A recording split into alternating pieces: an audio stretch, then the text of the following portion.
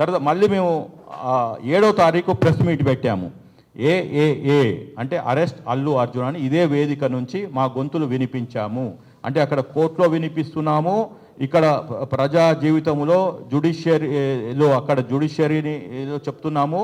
ఇప్పుడు మీరు fourth estate ద్వారా మీ సహకారంతో ఈ వేదిక ద్వారా 7వ తారీఖు నాడు అరెస్ట్ అల్లు అర్జున్ అని పెట్టాము.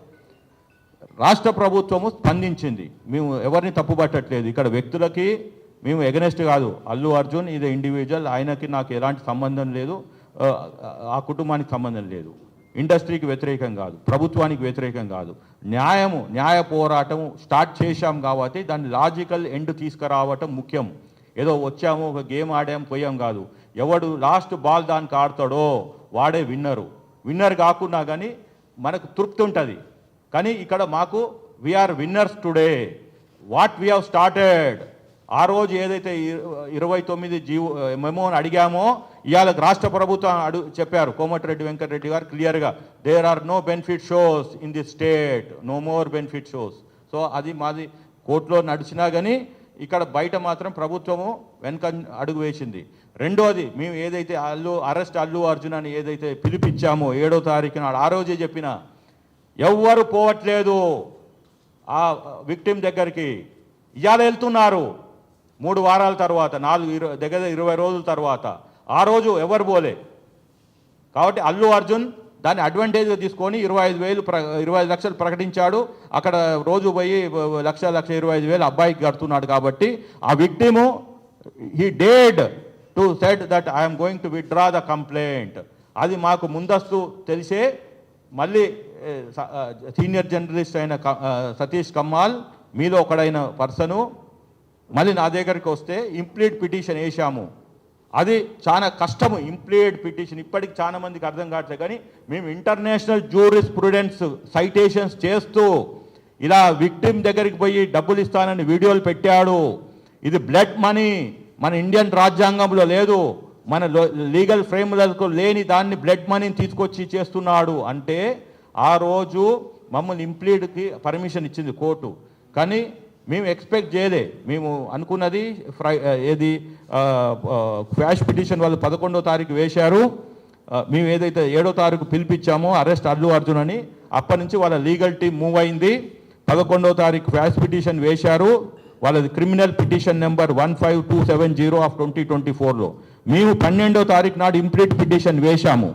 13 నాడు రావాల్సి ఉండే ఏది బెంచ్ మీదకి రాలేదు. సో కానీ లంచ్ మోషన్ మూవ్ చేశారు. ఇంకా మిగిలినంతా మీకు తెలుసు మీడియా మిత్రులకి ఏం జరిగింది అనేది. So he's right now interim బెయిల్లో ఉన్నాడు. కానీ రాగానే మళ్ళీ మీడియాని అడ్రస్ చేస్తూ బెయిల్ కండిషన్స్ వయోలేట్ చేస్తే మళ్ళీ మేము 14వ తారీఖు నాడు మీడియా సమక్షంగా చెప్పాను, అతను బెయిల్ టర్మ్స్ వయోలేట్ చేశాడు. ఈ స్టేట్ గవర్నమెంట్ ఇమ్మీడియట్గా బెయిల్ క్యాన్సిలేషన్కి వెళ్ళాలి అని. సరే వాళ్ళకి ఇన్వెస్టిగేషన్ చేస్తున్నారు కాబట్టి సరే మనం ఒక 2-3 రోజులు ఓపిక పడదాం అనుకున్నారు, ఏంటో తెలియదు. దాని తర్వాత మళ్ళీ మేము 16వ తారీఖు నాడు ఆదివారం నాడు 15, 16 ఆ టైం ఫ్రేమ్లో నేను చాలామంది నా కొలీగ్స్ ఉన్న కాంగ్రెస్ పార్టీలో అదర్ సోషల్ యాక్టివిస్టులకి ఉద్యమకారులకి వీళ్ళందరికీ కలిసి చెప్పాను, ఏంటండి ఏం జరుగుతుంది, ఒక మా పిటిషనర్ గొంతు నా గొంతు తప్పితే 3వ గొంతు ఈ తెలంగాణలో మూగబోయింది.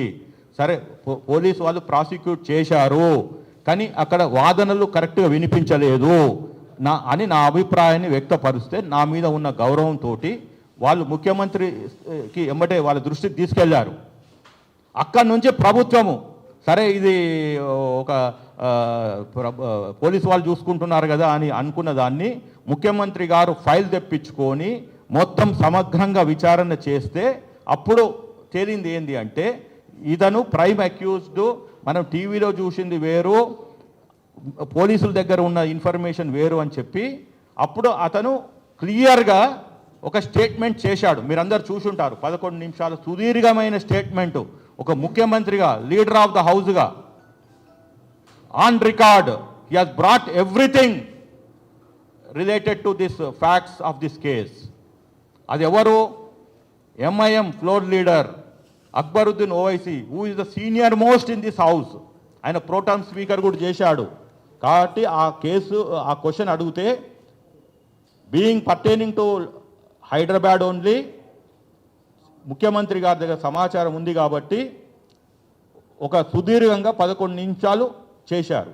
Please subscribe to the channel and download the Politicos app from the links in the description.